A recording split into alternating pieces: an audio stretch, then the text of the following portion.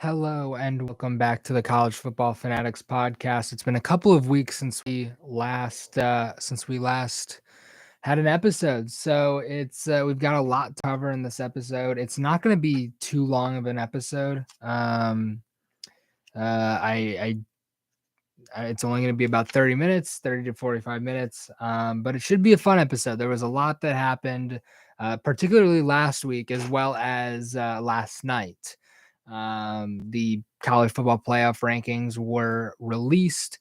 We had a bit of a scuffle in Michigan Stadium's tunnel that leads out to their field. Penn State and Ohio State had a pretty thrilling game. It was a really fun game to watch. We have a really cool upcoming game with Tennessee and Georgia playing each other, number one and number two. So we're gonna get right into it. Um, I don't want to spend too much time on the Michigan and Michigan State scuffle that happened on Saturday last weekend. From what I can tell, so far there's been about 7 players that have been suspended from the Michigan State football team. I'm not going to name their names, but they look. It looks like Michigan State's doing right by. I think it was Jimon Green, and I can't remember the other players' names. But if you guys haven't seen the video, essentially what happened was a bunch of Michigan State players got into a bit of a scuffle with the Michigan player, with a couple of Michigan players, and at one point there was a Michigan State player just wailing on a Michigan player with his helmet, and that was particularly a brutal. That was a particularly brutal thing to watch. It actually got a little difficult to watch at towards the end, but I think it was Jimon Green that was getting hit, but I hope he's all right. Um, and Harbaugh came out and said that an apology wasn't going to be enough, and that this had to be handled at the highest levels, and I pretty much completely agree with that. An apology where a player's getting wailed on, I think at least one player ended up with a concussion. I don't know if the second player has any injuries or not, but it's pretty bad. I think there's going to be criminal charges that come out of this, and it's going to be Michigan State might even face some repercussions out of this, and I think for the next for till the end of the season at least, there's going to be a lot of talk about the culture at Michigan State, and Mel Tucker as a coach, and what he really and can he control his players, because I think this partially represented a lack of control over his players, and and I've heard people say, oh, it's the tunnel construction. A few weeks ago we had Penn State was playing at Michigan, and there was reports of Penn State players throwing peanut butter and jelly sandwiches at Michigan players, and there was a lot of talk in the game, or in the tunnel, and James Franklin was like, "Oh, it's the tunnel construction," and people have kind of run with that, and blamed the Michigan State thing on tunnel construction. And I look at that and I'm like, Michigan has been playing football in that stadium for near 100 years, and they've been playing football at the collegiate level for over 100 years. They've been playing since 1879, which is like 150 some odd years. They've got over 800 wins, and they have well over 1,000 games played in that stadium, and to say that it's solely because of tunnel construction is completely ridiculous. Unless unless Michigan's gotten really good at hiding fights that break out every week. I mean, you don't see Rutgers or Maryland or Illinois or Wisconsin or Nebraska fighting each other over it. So it's gonna be it's only when when Michigan State or Ohio State come to town. Really, that's only when it really matters. And you didn't see this happen last year when Michigan played at Michigan State, and no, and nothing happened there. I mean, fights didn't happen, So I think it's partially because the rivalry means a little more to little brother Michigan State. And I think that really, that really makes a complete difference about how Michigan State reacts when they lose. They're absolutely insufferable when they win, and when they lose, they're also pretty insufferable as well. So it's fun to see that. So that's all I kind of want to say on that. It's not a great topic that I love to talk about. It's a sad topic because the game was fun to watch. Michigan won pretty handedly. Um, Michigan State did go into the second quarter with a lead, but that was the end of just about everything that was good for Michigan State. Um, Michigan then came back and scored 26 unanswered points essentially. And that was a really big game for Michigan. So now Michigan has they have the most recent game that they've played against everybody in the conference has been a win. So that's a pretty fun thing to think about. So every time they've played a team, the most recently, they've all been wins. So um, we'll see about that. So next up, Penn State and Ohio State. This was a really fun game to watch. I was really sad that Penn State lost. I really, really, really wanted to see them beat Ohio State. I wanted to see Ohio State pretty much drop out of the top five, but we didn't get that. There were a lot of issues that I think Penn State exposed for Ohio State that hadn't really been exposed before.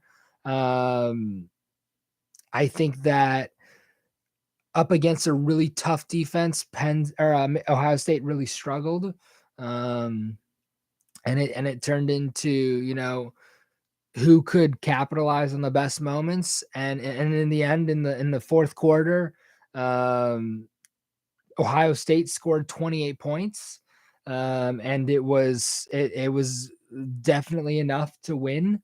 Um, there the fact that Ohio State scored 28 points in the fourth quarter, I think, really proves that Ohio State um, can get into a situation that they're not happy with, but they can still pull out a win. Um, and I'm really excited to see what they do in the end of November, at the end of this month, with their game against Michigan. I think it's probably going to be one of the best games of the year. It usually is, but I think it's definitely more competitive this year. I don't think it's going to be a blowout like it was last year. I still think Michigan's going to win. But I think it's going to be a very, very close game. I think it's going to be very much like the 2016 game, where I think Ohio State was ranked like number 2 and Michigan was ranked number 3, and it was a really close game. I think it's going to be very, very similar to was either 2016 or 2018. It's going to be, I think it's going to be very similar to that. I don't think Ohio State's going to be able to blow out Michigan, and I don't think Michigan's going to be able to blow out Ohio State. Michigan's Michigan has had a lot of trouble in the red zone. Their plays are just non-creative. And this is a thing that I've been seeing. Once Michigan gets within 20 yards of the end zone, Michigan just loses all creativity in their plays, and even throughout the rest of the field, they aren't super creative. And I think part of what made them so successful last year was they were so creative in the ways that they moved the ball, not just on the ground. I mean, when they had at least one trick play every game. They ran jet sweeps like at least once a quarter, and they ran a few reverses sometimes. And Michigan has lost that creativity this year. And I think for them to really kick it into fifth gear, Michigan needs to get more creative in the end zone, especially, but I mean, creative overall. They just need to be far more creative, because if they can't score, if they have to settle for field goals, they're not going to win against any of the better teams. So, all right. Next up is let me see. So, next up is Illinois. So, Illinois has been a pleasant surprise this year. So, Illinois is currently 7-1.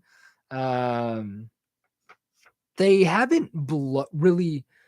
A couple of teams that they should blow out, they have blown out, but they haven't really blown out too many teams. It was there was more close wins than I think they'd like. I mean, they blew out Nebraska 26-9. They beat Minnesota 26-14. They beat Iowa 9-6. Beat Wisconsin 34-10. They beat Chattanooga 31-0. They beat UVA 24-3. They got beat by Indiana 23-20. And then they beat Wyoming 38-6. So the closest game they obviously had was the Iowa game and the Indiana game. They both are by the same margin, 3 points. It's just they won one and lost the other. So it's really been very surprising to see how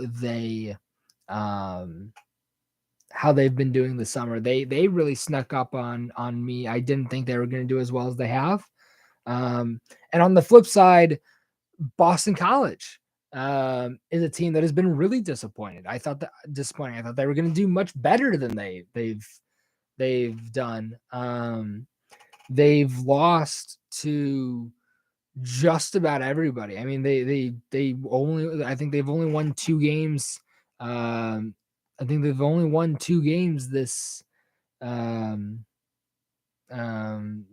season. So it really is a struggling team this year. I thought they were going to win. I thought at this point in the season, in week 10, they were going to be closer to like 5-3 at this point, or 5-4. So I really thought it was going to be much more in their court. So next up, Georgia and Tennessee play this upcoming weekend. This is the first time a number 1 and number 2 seeded team in the AP poll have played each other in the regular season since November 5th, 2011. And that game was LSU versus Alabama. And the score actually ended up being 9-6, which is a pretty crazy score. This game, I don't know what to say about this game. I mean, this game could end up being the game of the century, as the LSU Alabama game was is known. This I think this game will be very competitive. It's going to be fun to know that there's only be at most 5 undefeated teams, in the in at by the time we talk next week. Um, and that could be dropped to 6 with Clemson playing Notre Dame. Um, but particularly, this game I think is going to turn into a shootout.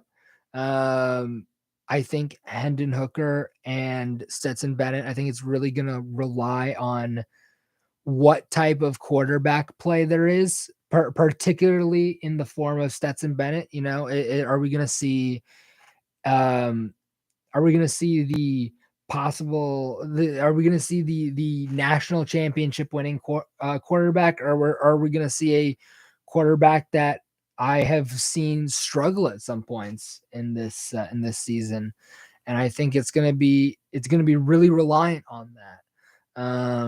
It's going to be really reliant on who can get after the quarterback the most as well. So I'm really excited to see this matchup.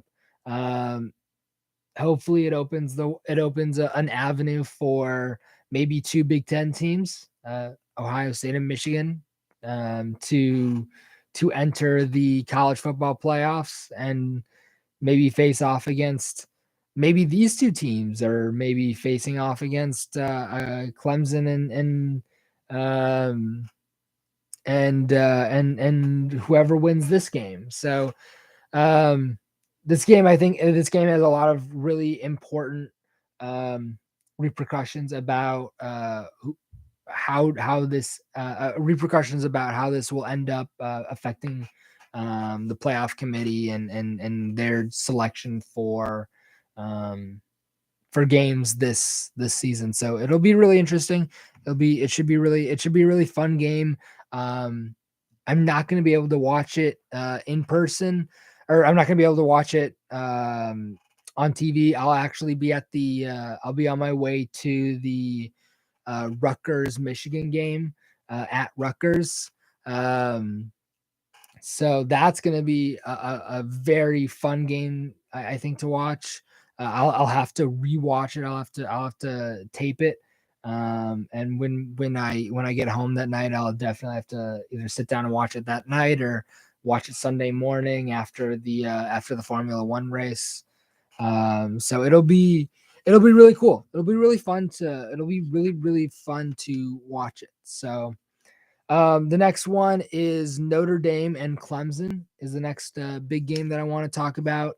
Clemson has scraped by scraped by a lot of teams this year, and I really would like to see them lose, not because I harbor any sort of ill feelings towards Clemson.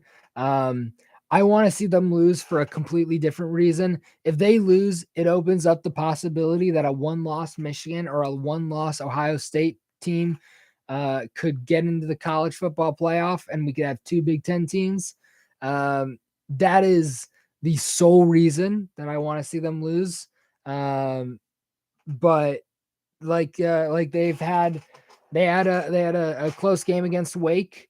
They've had close games against FSU. They had a close game against Syracuse, which um, Notre Dame beat Syracuse very handedly, and and Clemson got by on 6 points.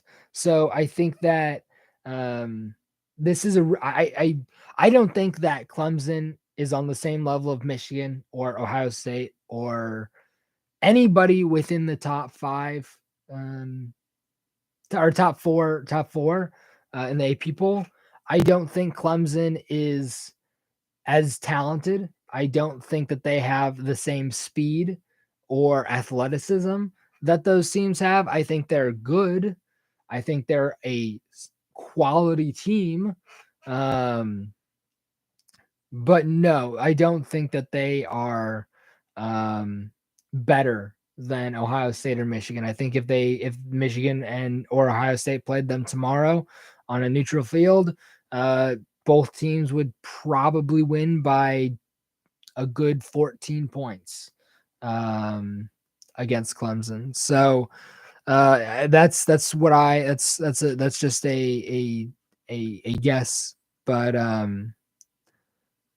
yeah. So I really want to see. I want to see Clemson lose, but I still think it should be a very fun game. Watch it if you can. Um, it's gonna be a 7:30 kickoff, Eastern time. So it'll be a lot of. It'll be definitely an interesting game to see how Notre Dame, who has been struggling this season, um, faces up against one of the better teams. Um, so the next thing I want to talk about is the college football playoff rankings came out last night.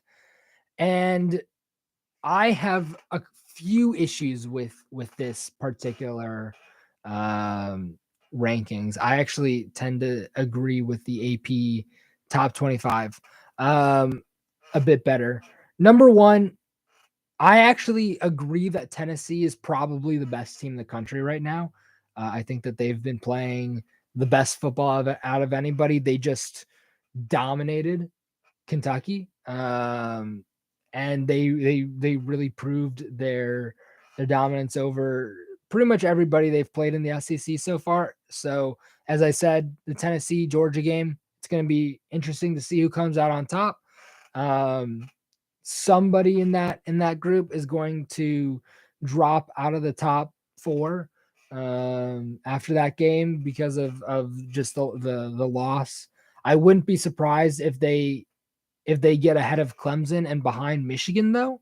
But it'll still be a fun game. I think Ohio State again is the number 2 team in the country. They also have been playing some pretty top tier football. Um, Georgia has struggled against some opponents um, that I think they shouldn't have struggled against. Um, but I still think that Georgia is another top team. Obviously, they're still undefeated. Um, they just played Florida and won by 22 points. They played Vanderbilt and obviously won that game handedly by 55. The games that I'm thinking of are the UGA and Missouri game.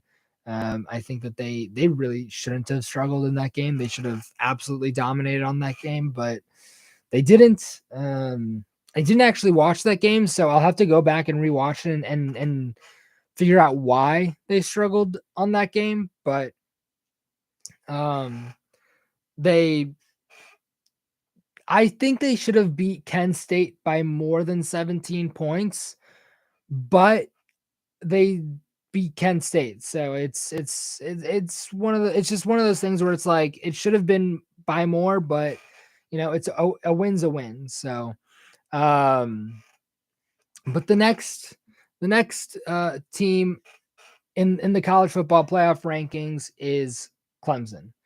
And I strongly disagree with this um, with this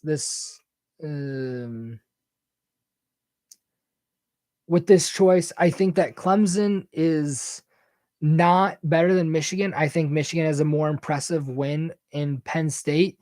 Um, if Penn State wins against Maryland, um, then I think Penn State has proven that they're still a solid team and that the Michigan domination of them. I mean, if they were still playing to this day, Michigan would still be running on them. I mean, when you put 400 yards on a team and embarrass them, it's kind of hard to get over. But I think Clemson. I think Clemson's um, best win was the uh, was when they played. It was against Syracuse at the time, who was ranked 14th. Clemson also has ranked wins against NC State, and NC State was actually Clemson's best win. They were ranked 10th at the time. Syracuse was ranked 14th, and then they also played Wake. Yes, Michigan hasn't played a ton of ranked opponents, but I don't think that NC State is currently ranked anymore. Oh no, they are. So they're down to 21. So all of Clemson's ranked opponent wins are in the 20s. So Wake Forest is 20, NC State is 21, and Syracuse is 22. I think this shows a very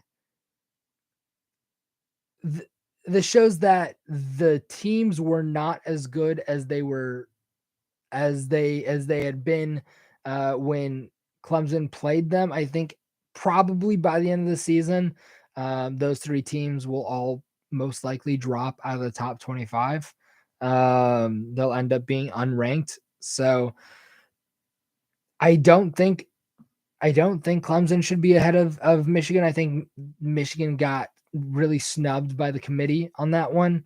Then you got next up Alabama with 7-1. I tend to agree with that ahead of TCU. If Alabama had been in, if Alabama had been in the top 4, I would have probably thrown my computer across the room when I was reading the rankings this morning, because for Alabama to be in the top 5 or top 4 ahead of Michigan and Clemson, you'd have to really make an argument that playing in the SEC is just 1,000 times harder than playing in any other conference, and it's not. While the SEC, while I do tend to agree that the SEC is the top conference in college football, the Big Ten is a close second. And just like there are bad teams in the SEC, there are bad teams in the Big Ten. There are good teams in the Big Ten, and there are good teams in the SEC. And Alabama has shown that they have weaknesses on their team. So TCU is up next at number 7. I haven't watched a single TCU game all season, and really should, because they snuck up on me this year. I hadn't put them in the top 10 when I looked at the rankings in the beginning of the year, and who I thought should deserve to be in the top 10. So it'll be interesting. Oh, another thing, Alabama actually plays LSU once again, like that November 5th game on November 5th this year. So that should be an interesting game to watch. So the next 4 teams, or the next 3 teams, are Oregon, USC, and LSU. No real complaints there. I don't really have a complaint until we get down to Kansas State, Utah, and Penn State. I actually think that Illinois, who's ranked at 16, should be above those guys. I think Illinois should be at 12. Again, they only have 1 loss, and they've played well enough, I think, to deserve that number 13 spot. North Carolina is next up at 17. Oklahoma at 18. Tulane at 19. Syracuse at 20. Wake Forest and NC State at 21 and 22 respectively. Oregon State at 23. Texas at 24.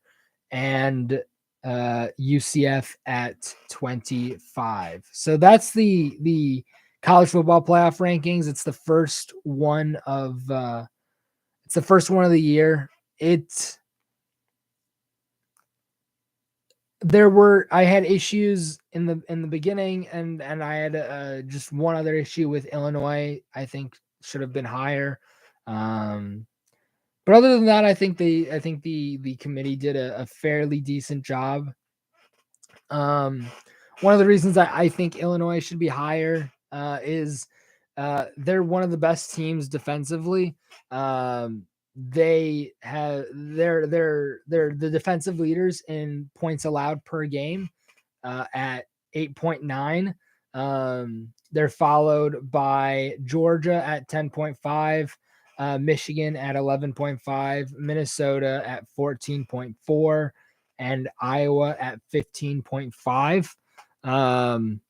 And then they're also leading the nation in yards allowed per game, defensive yards allowed per game. So they only allow 224.5 yards per game, followed by Boise State at 232.3, followed by Michigan at 250.3, followed by Georgia at 262.6, and followed by Iowa at 265.6. The Big Ten is really showing up as it usually does on defense. It's really proving that that the Big Ten specialty is defense. It allows, it's four of the 5 defensive points per game leaders are from the Big Ten, and 3 of the top 5 yards allowed per game. Defensive leaders are also from the Big Ten. So they're really showing that they are the best. They're the best defensively. You don't see Ohio State on this list yet, but just because they're not here doesn't mean that they won't be. I mean, they have talking about the Penn State Ohio State game again late in the game. JT Tuimalu. If I probably butchered his name, and I completely apologize, but he really showed up to be really crucial in that game, and he had an interception, and he had a bunch of sacks, and so some stopped runs and things like that. So he really shined in that game. I think it's a breakout performance for him, and I think you can expect to see a lot of repeat performances like that from him in the next few games. So that'll be it. That's it for this week's episode. Like I said, this episode is going to be a bit shorter. It's only about 30 minutes. I hope you guys enjoyed. I am starting a channel for this podcast on a separate channel from this one. These live streams will still happen weekly, or at least as much as I can, with school obviously being a factor. But on the other channel, it's by the same name. It's the College Football Fanatics. It's gonna be, so look it up, subscribe. I'm going to have updates throughout the week periodically. I'm probably gonna have 2 more episodes of like 10 to 20 minute segments. So it'll be really interesting. I'll probably have like pre and post game um segments for the big games of the week. So it'll be much more involved. As I said, this episode will still happen weekly here on this channel. But if you guys do want to have more of this podcast, um, the other channel will be starting up pretty soon. I'll be uploading the previous episodes from here onto that channel as well. So you guys can get those episodes there as well, and watch all of my content. I hope you guys have a great day. I'll see you guys same at the same time next week, and I really hope you guys enjoy the games this weekend. So, see you guys and have a great day.